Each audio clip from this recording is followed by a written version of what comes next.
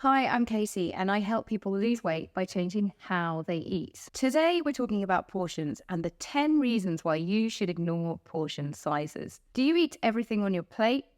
Do you assume that because it's a portion that it's the right amount of food for you? Well, I have news for you. The portion you've been served is highly unlikely to be the right amount of food for your body right here, right now. Why? Because you're unique. Your body is unique, and what you need today is very specific. There are many factors that determine the amount of food you need at any given time. There are many reasons why you should ignore portion size.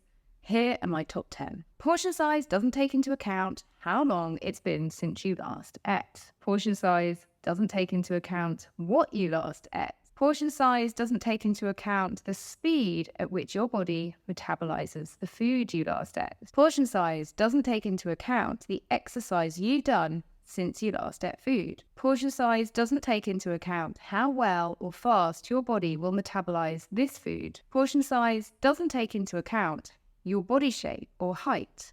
Portion size doesn't take into account your general fitness levels. Portion size definitely doesn't take into account how tired you are or what time of day it is. Portion size doesn't take into account your age. And portion size doesn't take into account your hormones. I went out for a meal last week with my husband. He's 6'2" and had been to the gym and walked the dog before we went out. We were both served the same portion at the same meal.